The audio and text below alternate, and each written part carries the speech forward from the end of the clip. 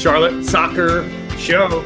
John Hayes, Danny Brams. We are here for a special live episode. It is Wednesday morning, November 8th, just after 10 a.m. Eastern. And Danny Brams, we learned a short while ago that Christian Lattanzio and Charlotte FC have officially parted ways. I cannot wait to get your reaction to this. I cannot wait to hear from the Tifos, our tremendous friends of the show, in the comment section. I appreciate y'all for hanging out here to start the show. We'll get to your comments here quickly as well. But first, what I wanted to do on the show is officially share the statement from the club.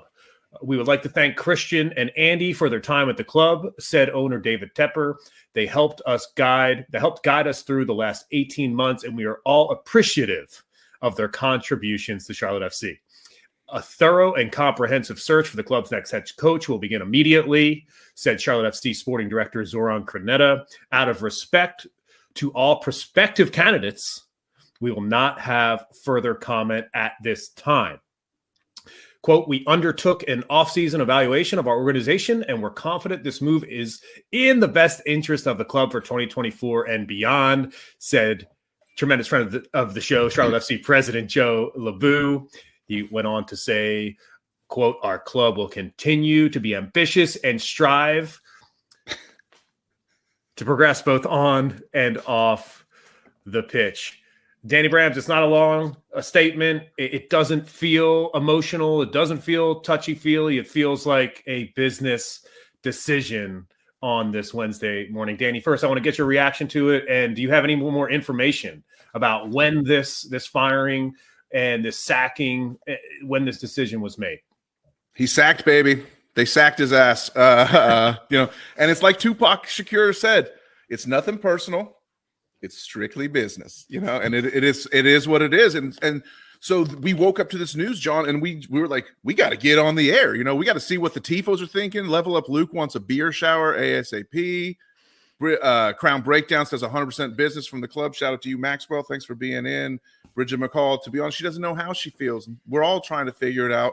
And then we can talk about this a little later. Ollie in, that's a big no from me, but we can get to that in a second. Like you said, we got to sort of we got to process this first. So I got to give a huge shout out to the one and only Carol Walton.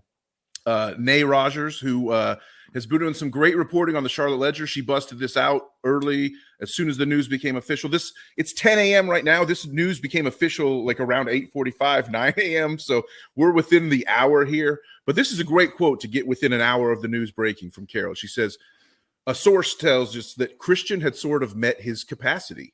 This decision was about 24 and beyond. And I think that makes all the sense. It's like, yes, we got to the playoffs, and I made the case in our season review that I was happy enough with that. But ultimately, we had no chance to win in the playoffs. And you can't, sometimes you got to get to the next level. A head needs to roll. And I've got some theories about why the head rolled today. But it makes sense. The other thing I want to point out from Carol, give me one more second before I throw it back to you, Johnny, is that she says the decision to part ways with Lattanzio was made late Tuesday afternoon after David Tepper met with Joe LeBou and sporting director Zoran Krneta.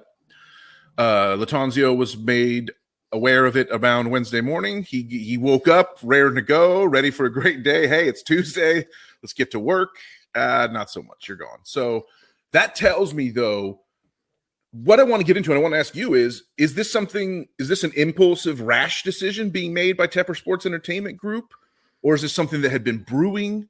Is this a decision they made and just finally flipped the switch, pulled the trigger?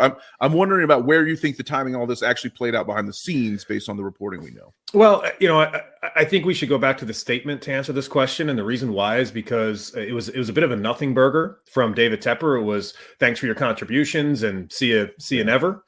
Zoran Krneta kind of alluded to the fact that he was going to start the search for the next manager, but it was Joe LeBou who actually gave us a little bit of information here to answer that question. He said, again, and this is at the bottom of the screen, quote, Joe LeBou, he said, we undertook an off-season evaluation of our organization, and we're confident this moves in the best interest of the club for 2024 and beyond. What does that mean to me, Danny Brams? It means that after the season was over, the team took its time. They didn't even have discussions until that blowout loss at New York Red Bulls in the playoff play-in game.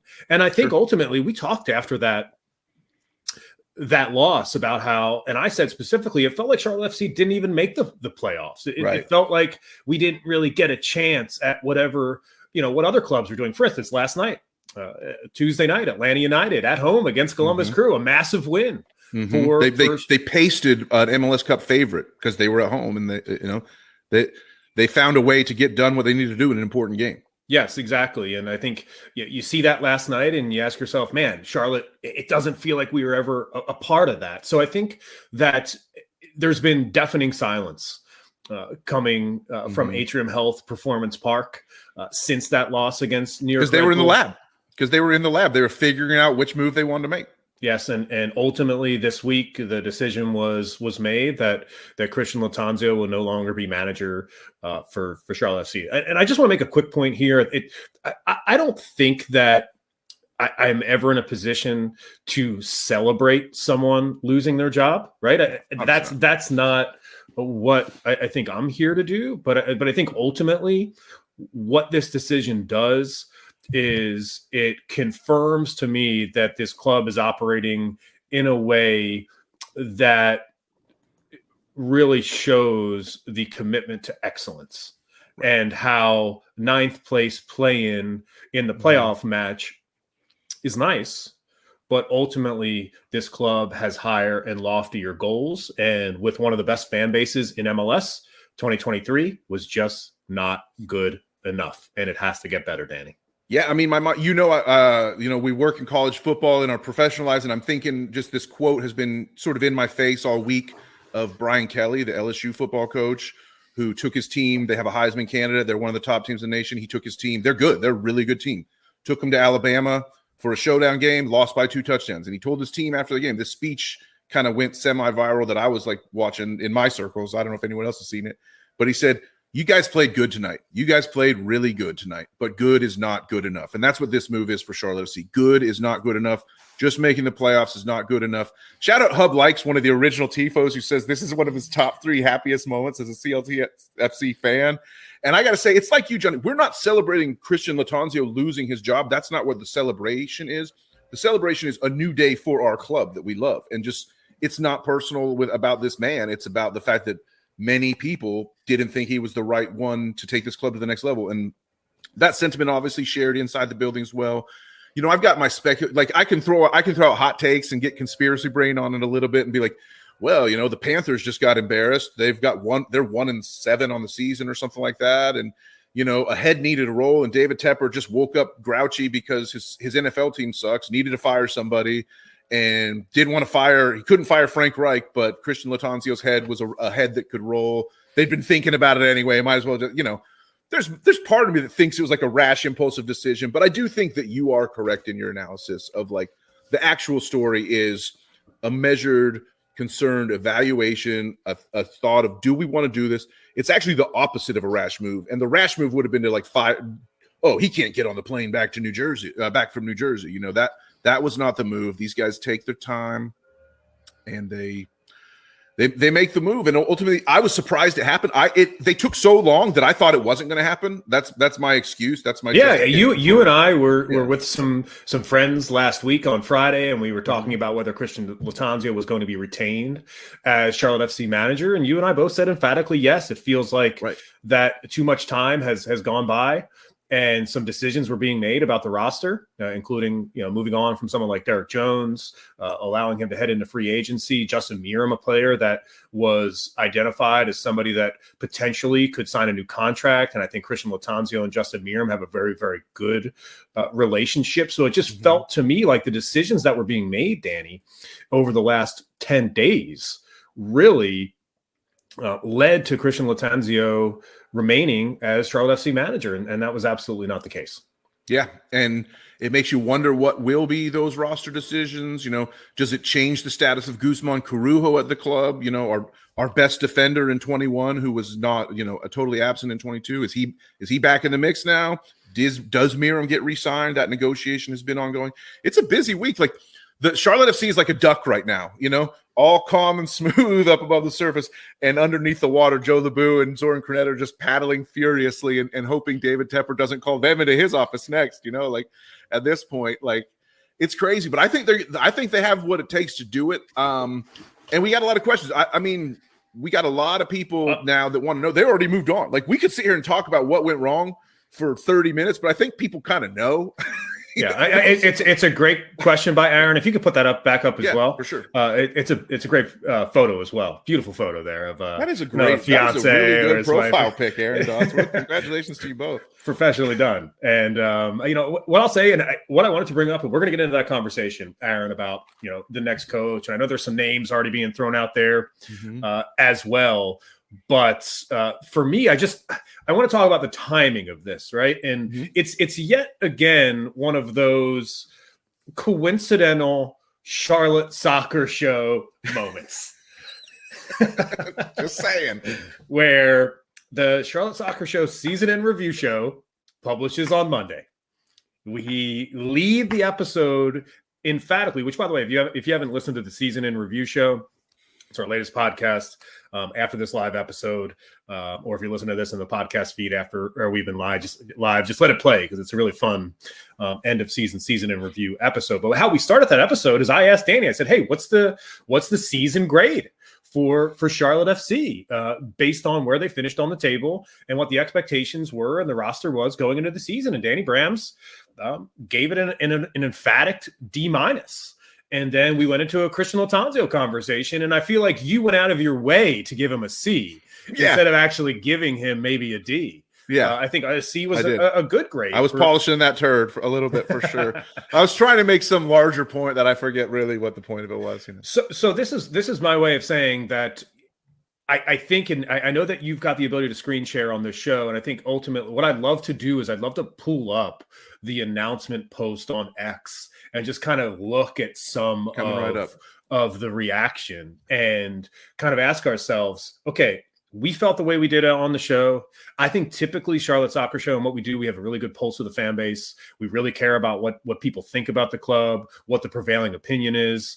And when you've talked to supporters around town, I think what you've realized recently is that people felt kind of indifferent about Christian Lattanzio. Oh, sure, he's going to stick around. Oh, and people have said that he should be fired. There's no doubt. But the people that were screaming that Christian Lattanzio should be fired and sacked from the rooftops 3 weeks ago, they've settled down over the last 10 days or so. They've almost fell into this idea that he was coming back. So here's right. It was like a sense of resignation.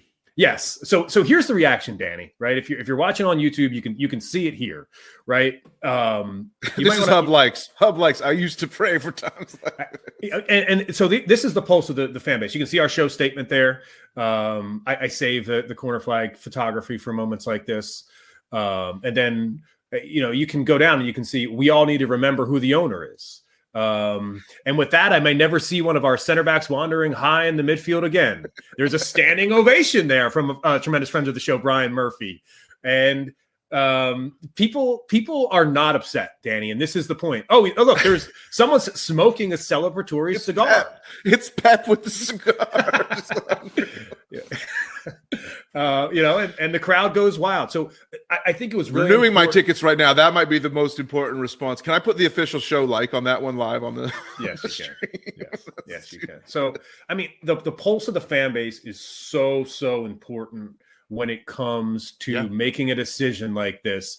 And when you see this kind of positive reaction on X, that's when as shallow and as basic as that might seem, I think the job of any sports organization is to understand the pulse of the fans and make decisions based on what those paying fans want. Because remember, you can listen to the trailer for Charlotte Soccer Show. Football is nothing without the fans. Right. And without Charlotte FC supporters feeling good about the club and the direction of the club in the future, then it's really hard to operate as a club. So Danny Brams, you see the reaction there.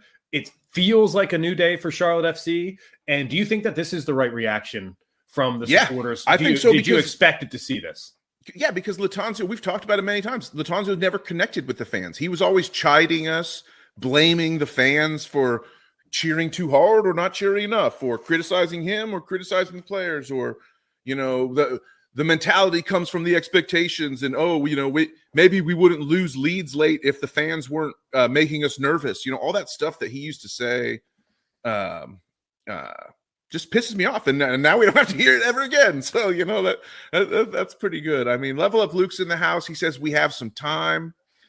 Morgan White, God bless Morgan White. She's worried about losing Fuchs. I don't think Fuchs is going anywhere.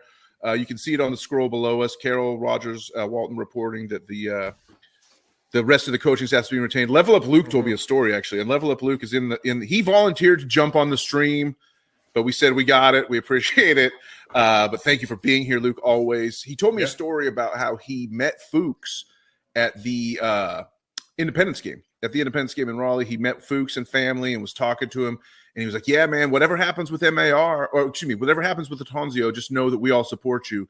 And Fuchs was like, whatever happens with Lattanzio, what do you mean? Like, fans don't like him? Like, Fuchs was completely in the bubble, had no idea like that there was any any like anger and like discontent within the fan base. We know one thing about Christian Fuchs is that no matter what decision was made today, Christian Fuchs is going to say the right things, and I think that's why, and he's going to do the right things, and that's why the fan base has gravitated towards Christian Fuchs as somebody that they trust and that they want to hear speak about situations like this. I want to go back to something that you said, Danny, about Christian Lattanzio and what seemed like his agenda and that was blaming anyone besides himself for late game issues. Right. For and this comment from Elevation Jones, Greg Franco, another great profile pick, speaks to exactly what you're saying. He wasn't there at the Meet the Team event. We're at the stadium. Everyone's feeling good, signing autographs. Even Pablo Cisniega is getting like major love from all the fans, and the coach is not even there. Joe and Zorn were like meet and greet, shaking hands, like, and the coach wasn't there. I went to the Atrium Health Performance Park grand opening media event when they invited all the media to come down. Had a great time doing that. It was fun.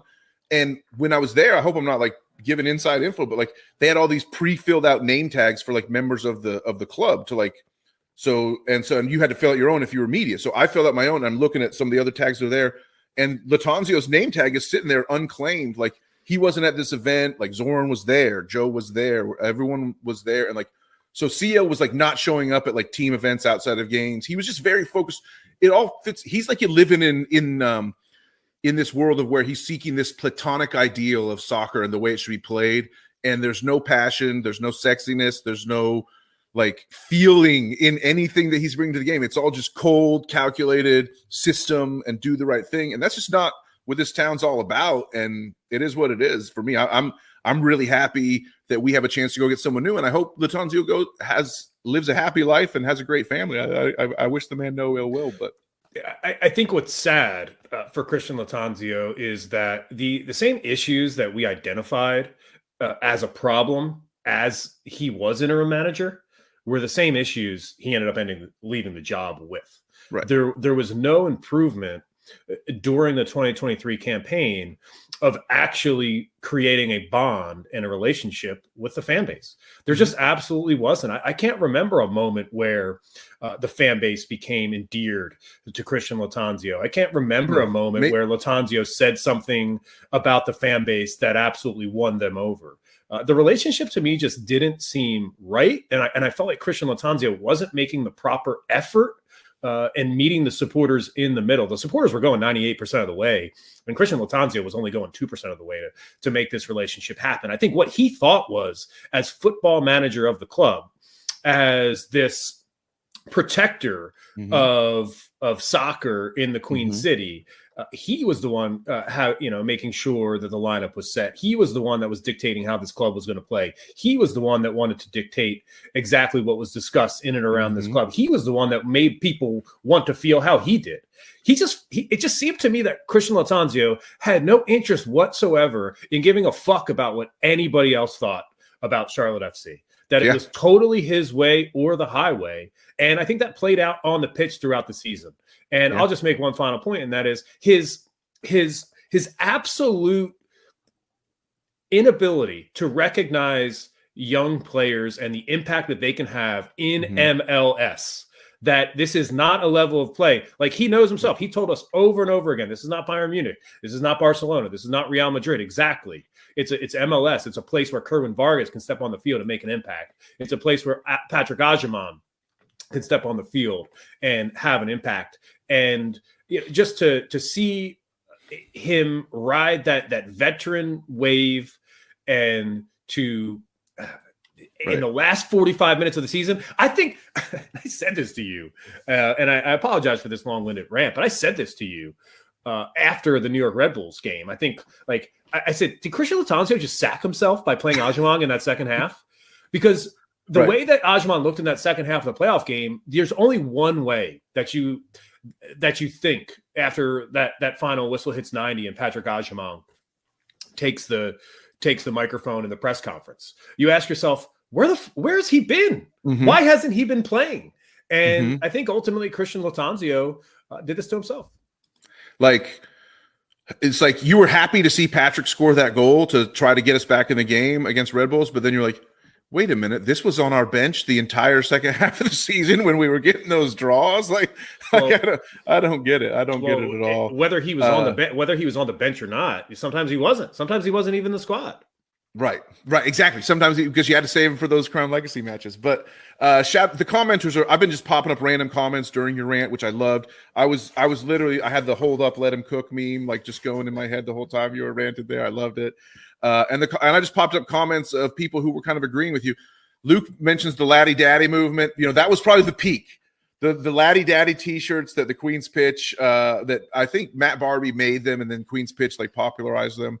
That was probably the height of Laddie mania, and it was really not much of a mountain. It was more of a pebble than a mountain. So. Well, and for what it's worth, for the folks that went down the Laddie Daddy road, for the folks that wanted to support the manager, I've got nothing but respect for that, because that kind of positivity, that kind of support, despite maybe the results not going the way that you want it, and maybe the club not being run exactly the way that you want it to be run, I think supporting the actual people as human beings, and this is really important to me.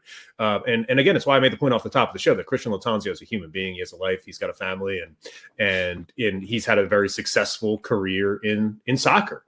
But he was never meant to be the manager of Charlotte FC. He was meant to be on Miguel Angel Ramirez's staff. And when MAR got unexpectedly fired during year one for being a complete and total asshole, they needed somebody to step in and be the nice guy. They needed somebody to step in and treat the players in a way that they wanted to a warm, stay and comforting play. Embrace of a coach. Yeah, for sure. That's right. He was all about his players, for sure. And you're right. And the thing is, he did make players better off the pitch. He's really good in a training session. He's just not the guy that you want on your touchline, making the decisions in the middle of a game. Len Cornacchia with the wordplay. Laddie Daddy is a Saddy Laddie today. You got to feel like just absolutely brilliant. We love you, Len. Thank you for being here. Imagine this. You can't bring in 35-year-olds to run a system that requires above average fitness and leave all the young guys on the bench. Who would have thought can McLean Robertson be the new coach? I mean, you get it, obviously, right away. And, of course, Joe Garcia has been banging this drum for a long damn time. He's got New York Rangers in his profile pic. So, as a New York sports fan, Joe Garcia doesn't put up with any crap. He's probably been Lattanzio out since 5 games of 2021 season when Charlotte FC didn't even exist. So what can you say? Level Up Luke agrees. Great assistant. Should not have been head coach. I agree with that. Thank you for all our commenters. Do you want it? It's tough to really know. It's tough to throw random names out for a coaching search.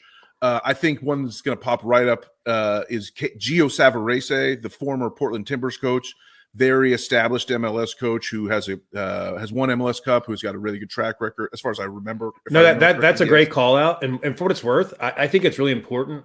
Danny and I now are not saying who we think should get the job, reporting any sources. I think what we're doing at this moment to start this segment of the show is identifying the names that people are throwing out there at the moment. Yep. And that's what and John Harkes is another one.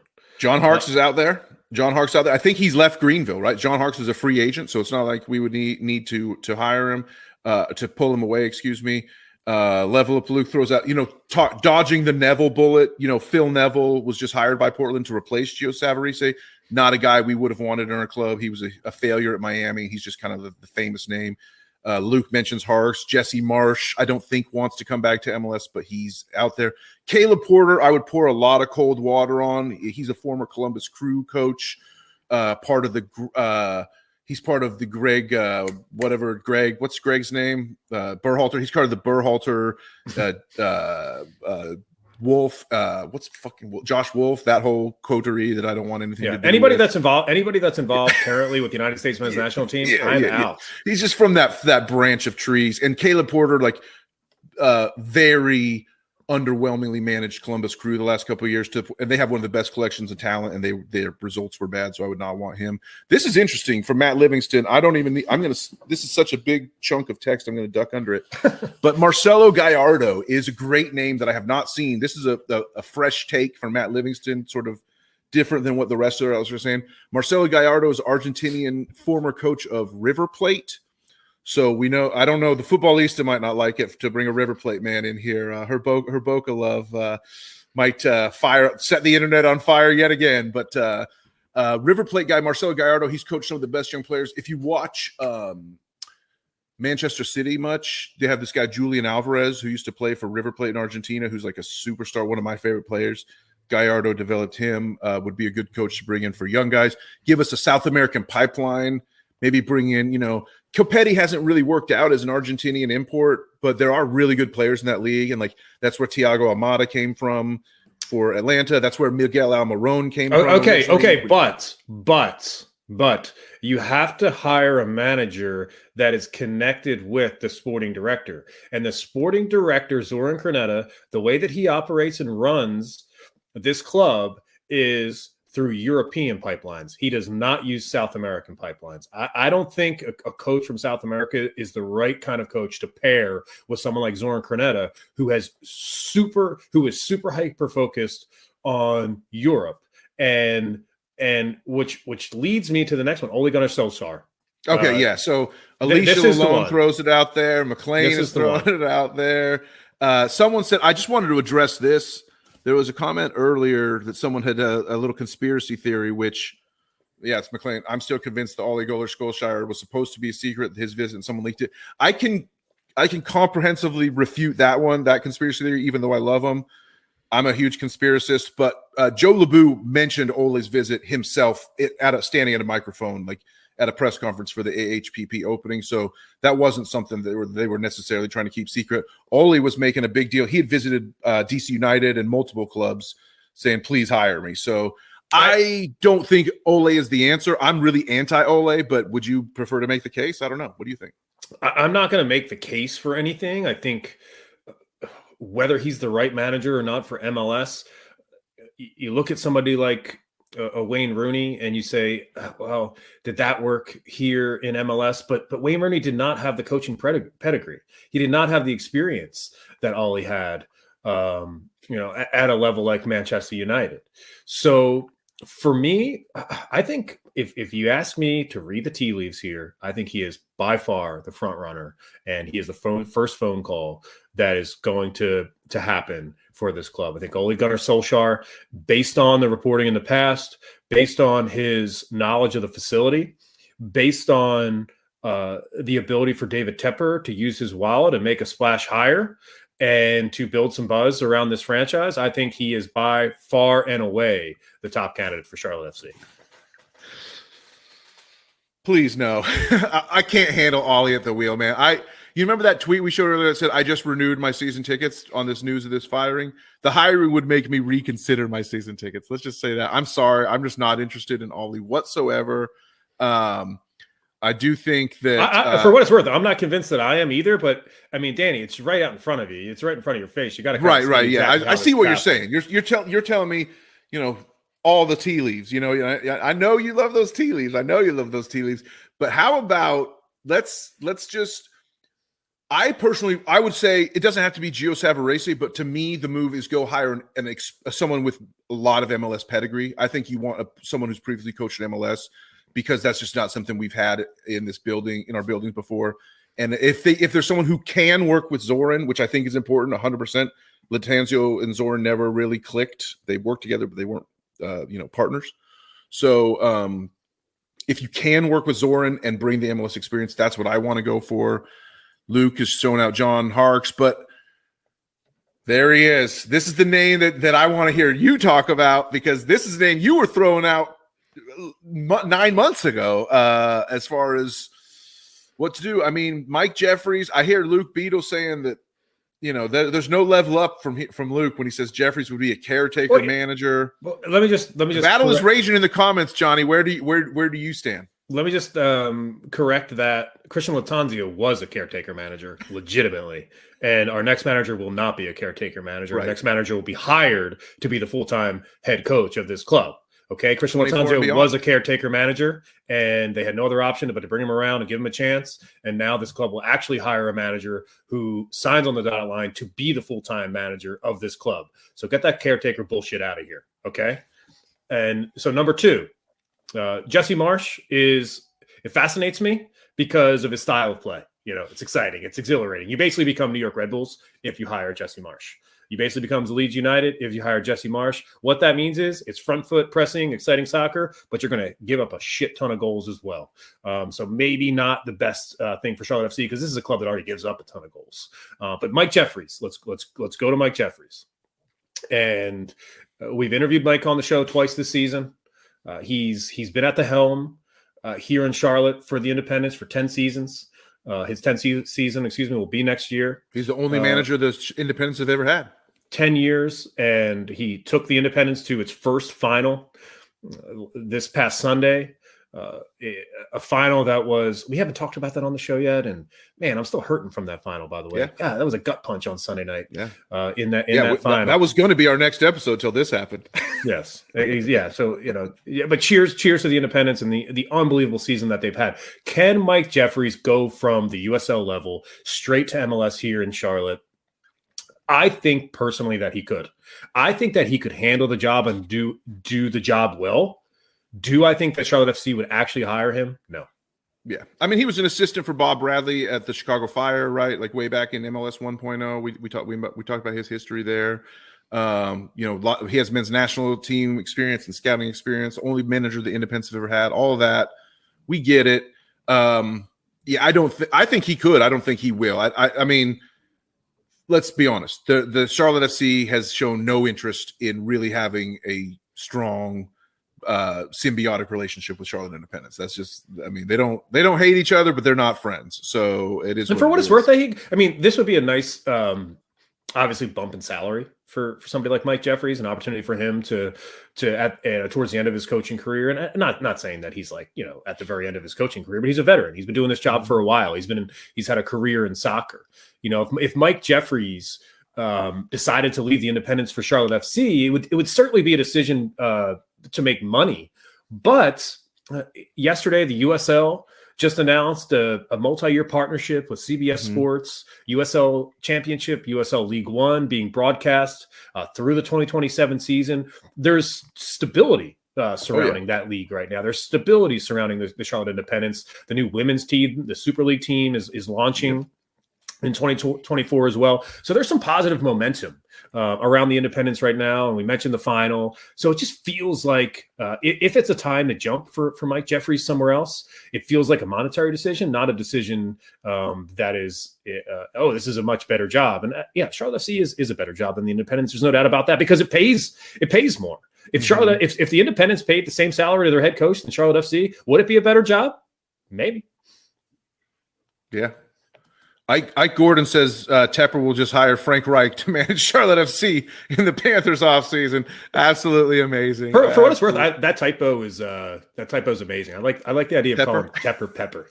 Hey, David Pepper. It makes me think of Julius Peppers, but yeah, no doubt. We've reached the portion of this conversation where the long shot speculative hire names start being thrown out. Vanni Sartini, would be awesome. He got a red card the other night in Vancouver's playoff loss. I don't think we're going to poach him from Vancouver, but you talk about a guy who would connect with the fans. He would definitely be the one.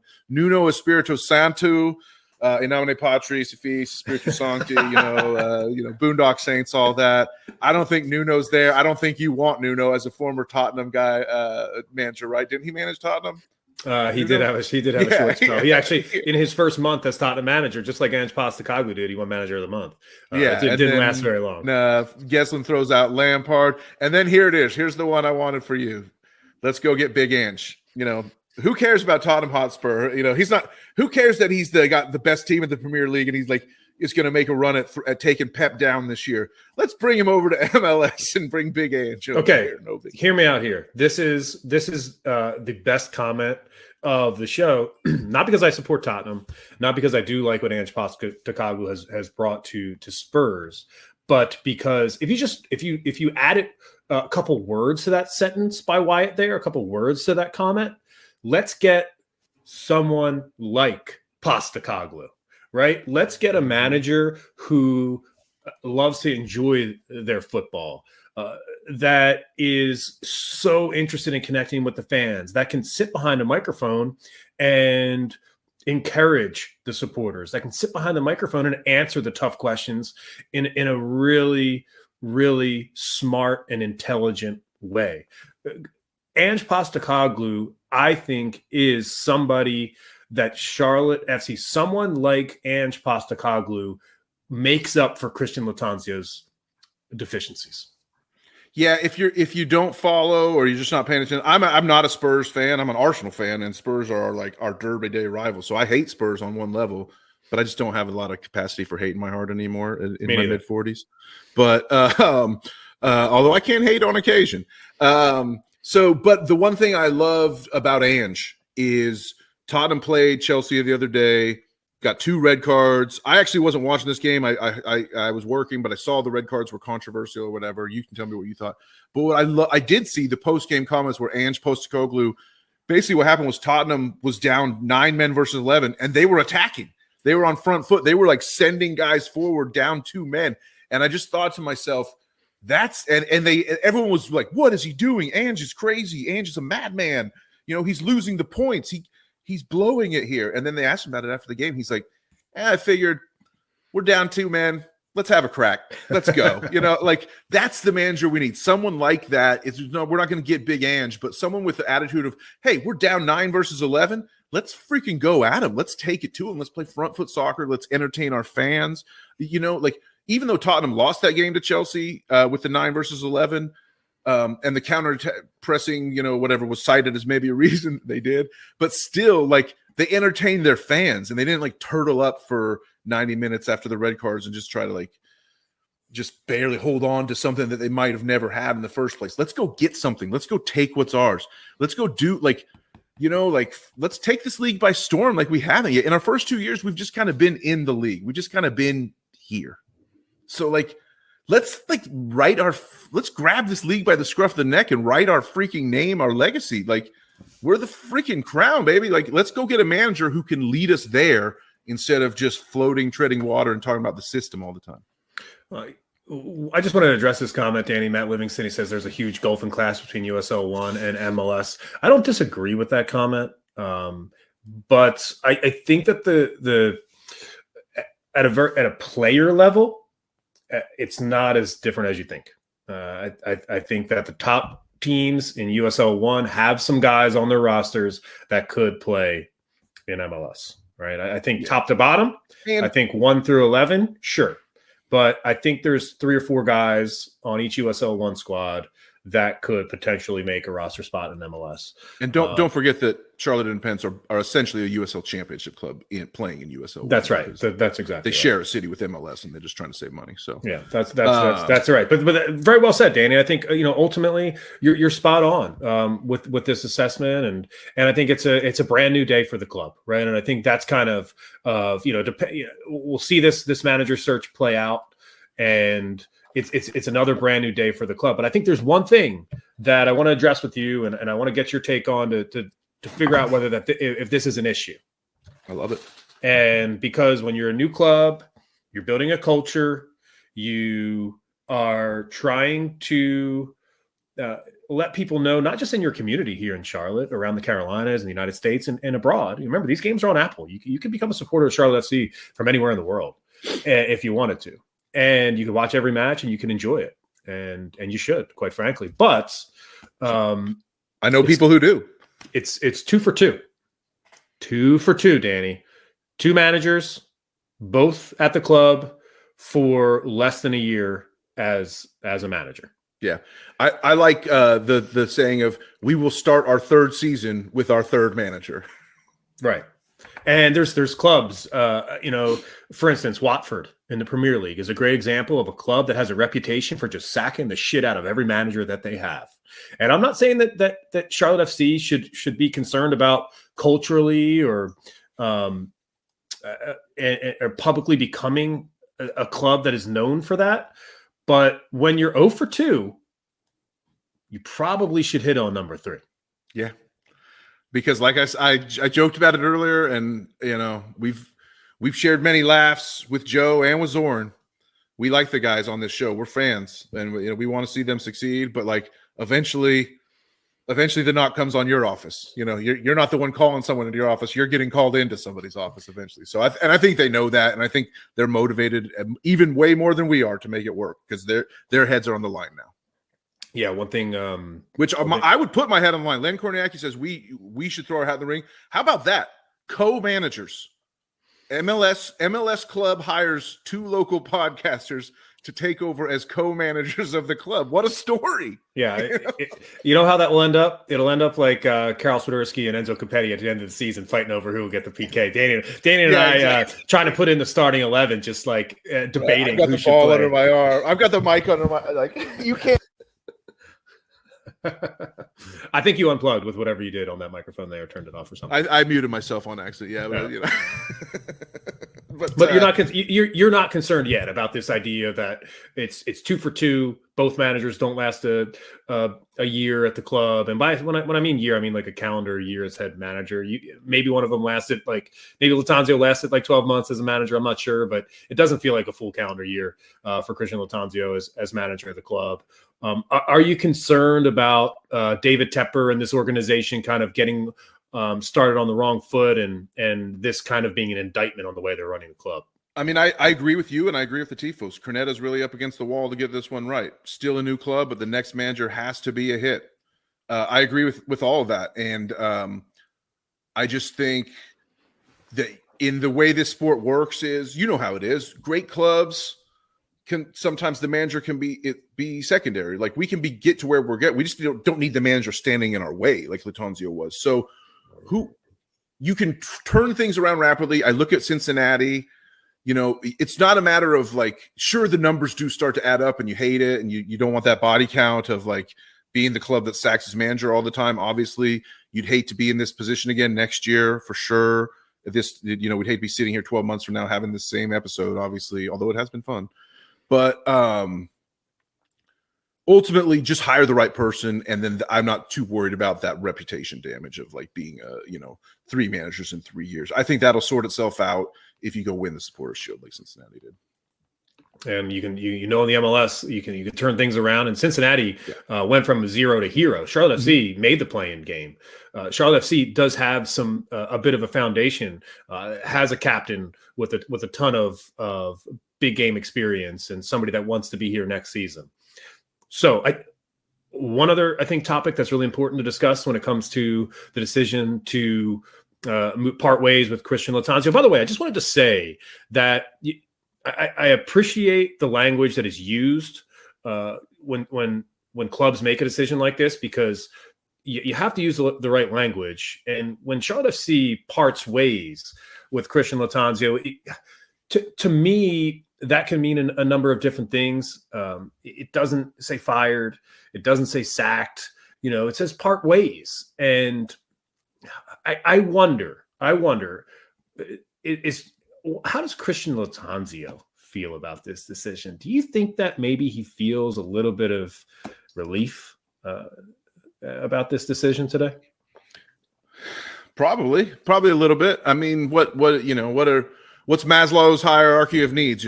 Safety, food and shelter, love, and comfort. So like, he's pretty. He's still got all that. It's not a danger to his life and livelihood. He's still probably fairly financially secure of a lifetime and working in a sport that pays fairly well. He's got his family. Probably disappointed in the way it worked out, but he certainly could have. He can't be surprised. He can't be like, "Oh my God, how did this happen?" So I mean, yeah. And my point is, like, it feels amicable. It feels like a decision that has been made. And I'm not sure Christian Lattanzio stormed out of that office. I'm not sure that he's not going to enjoy his vacation this off season and kind of think about what the next step for him is in his career. He loves the game clearly, and I think there's many avenues for Christian Lattanzio to get back in the business in a coaching role. Maybe not as a manager, but what I wanted to ask about was Karol Swiderski, and this is where I was leading to, Danny. Is Karol Swiderski is somebody that might down the path, that when a new manager takes this job. The new manager will be dealing with the fact that Karol Swiderski has been openly discussing his desire to go back to Europe, to potentially leave the club in this new transfer, in this next transfer window starting January 1st.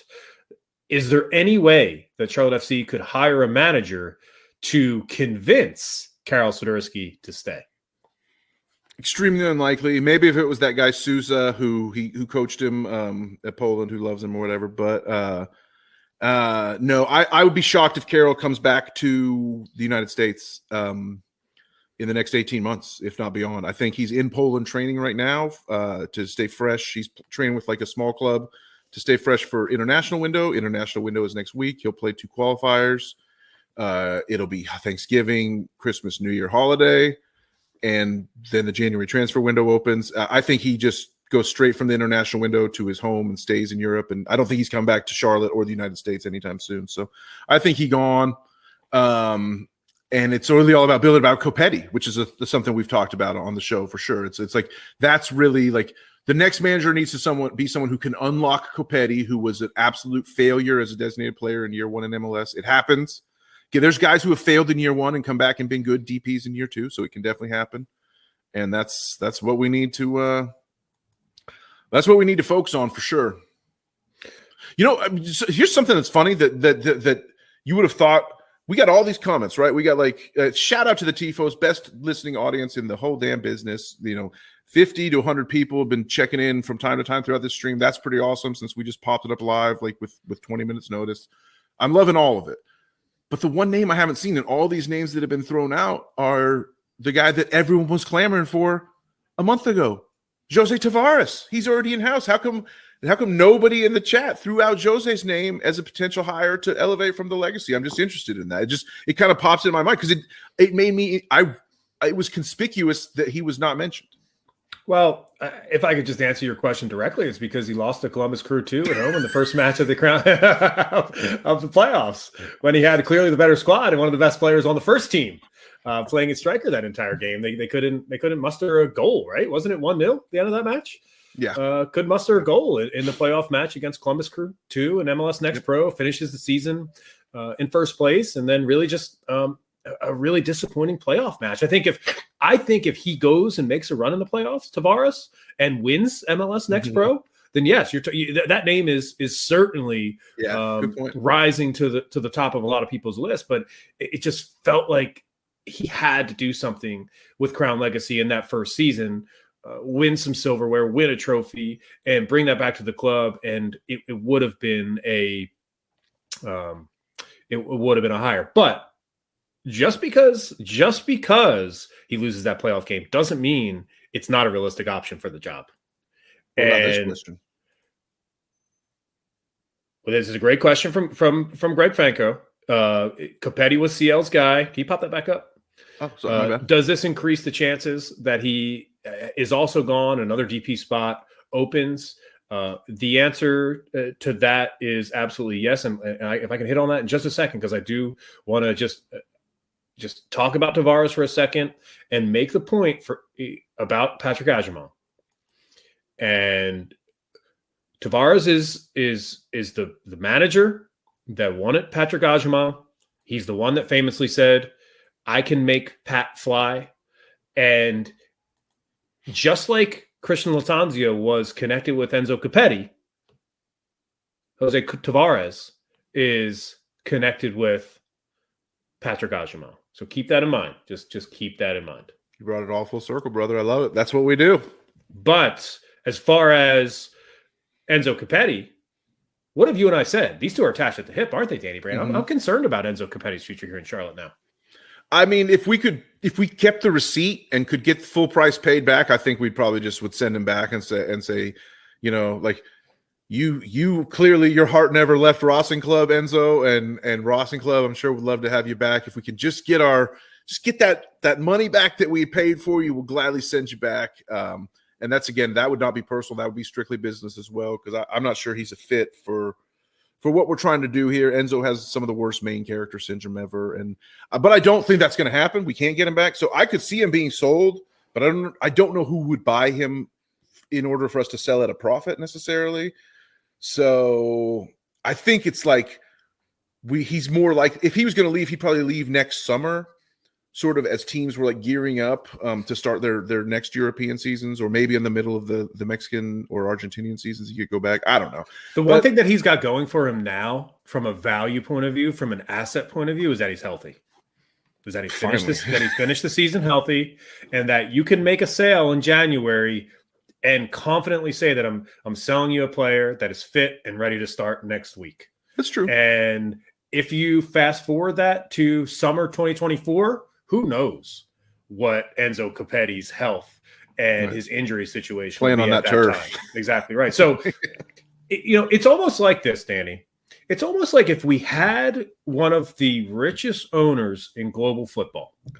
It's almost like if Charlotte FC had a benefactor like that, where you could just clear the deck. You could just say, Karol Swiderski, see you later. Enzo Capetti, see you later. Camille Jóźwiak, nice knowing you.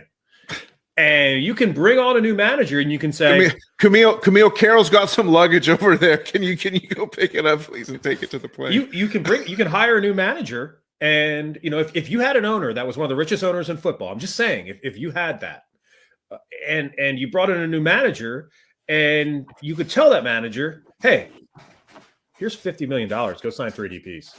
Yeah, I mean, if you had an owner that was willing to spend, that had that kind of money, then something like that is certainly possible. So, I mean, the Pandora's box is officially open with this move. The future of the club, the players specifically. I think if you're a player for Charlotte FC right now, you got to be looking around the room, asking yourself, where do I fit into this next project? Right. Yeah. As well. And I think this is a decision Bronico woke up and saw this news and like, well, time to go work out. Again.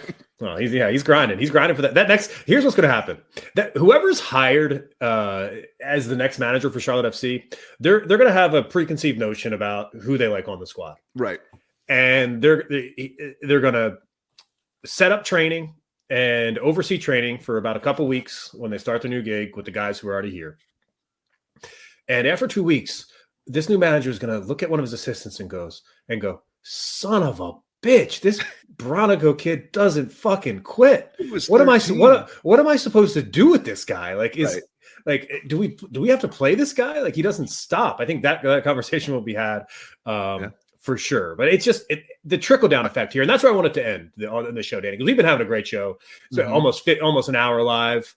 So if you want to get and sneak anything else on the back end of this, please go ahead and do this. But I just want to know how far does this trickle down effect go, right? Like, yeah, we're talking about DP players, but we're talking about a club that is losing a manager and losing a philosophy and losing a system and creating an uncertain future. I predicted that Lattanzio wouldn't be fired, and I was wrong. So that shows what my predictions can be worth sometimes. But I do like to think that I can read tea leaves almost as well as you, my friend. So the tea leaves are waiting to be played out because we need to see who the manager hire is. We've had some people in the chat saying, I hope they didn't fire him without knowing who they were going to hire next. I tend to agree with that. I think you should know which direction you want to go. And I pretty much think that they probably do. That's why they took so long to sort of, they waited, they got everything in place. Then once the plan's in place, drop the eggs. I wouldn't be shocked if I would be certain we have a manager before Thanksgiving. Let's just say that. I think we will go out and hire a manager in the next 2.5 weeks before the holiday season. I believe that we will. So that's my first. But before you think that Charlotte FC will sign a manager before MLS Cup final? Yes, because I don't think anyone in the playoffs is a candidate right now. Gotcha. Makes sense. So I think so.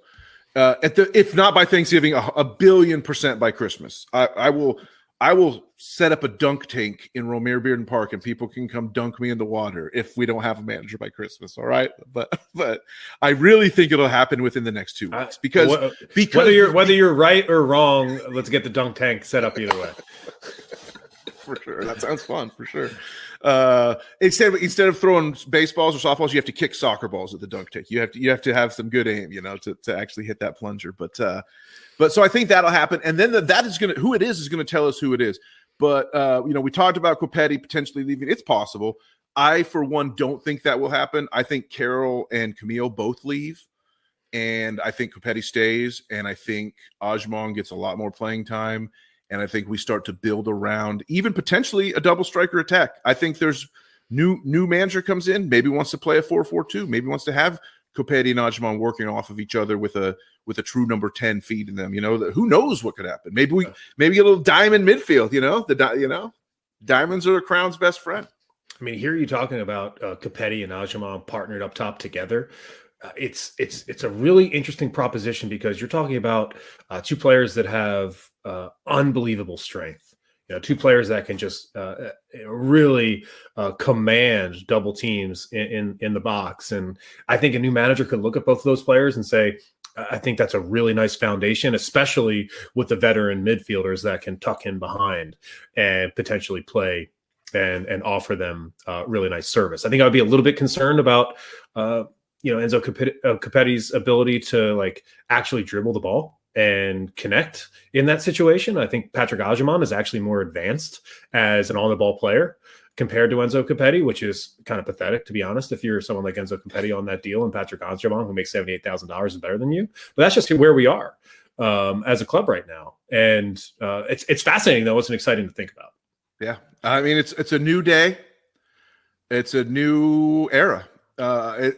It's not the news we expected we wake up to hear, and to be honest, absolutely thrilled that we could. It just shows what this fan base is capable of, that we could pull this off and have this big, huge hour-long discussion with all the people and bring people together. It shows how engaged people are, despite Charlotte is a soccer city and the social currency is so strong.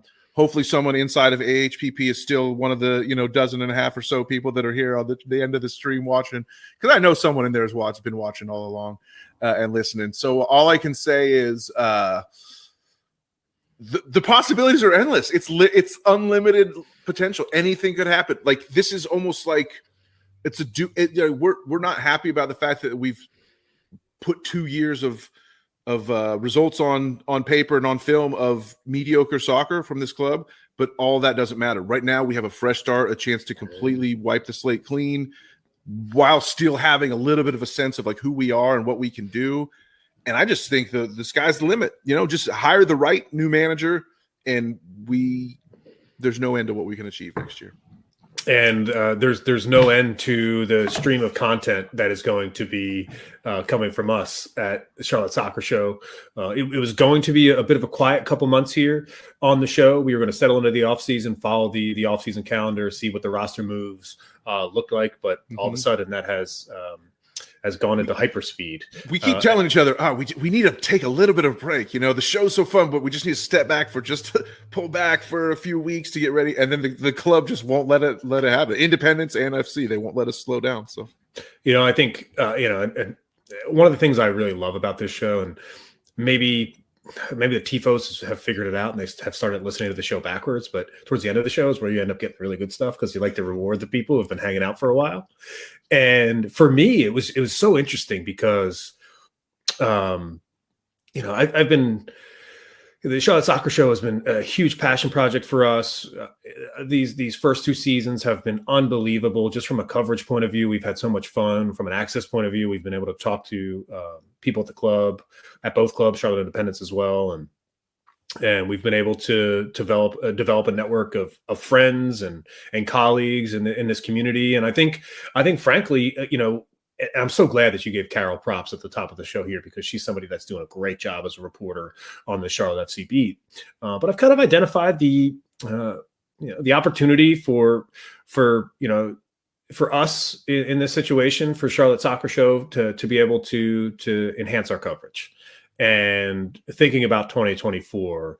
And that's what I've been doing, Danny, thinking about what other content can we create? How can we serve our audience? And how can we really make Charlotte Soccer Show and our coverage of Charlotte FC and soccer in this community, Charlotte Independence, all the college teams in town, how do we bring that more regularly to the audience? And I've been working really hard on that. And this morning I was really working hard on that when I opened up a new tab and I saw Christian Lattanzio was sacked as Charlotte FC manager. And I thought to myself, wow, I guess this plan is going to play starting tomorrow. Yeah. So you can count on Charlotte Soccer Show, that is, to be the place where we're going to be on top of this manager search. We're going to be on top of the MLS offseason calendar here. We're going to be figuring out what this roster looks like.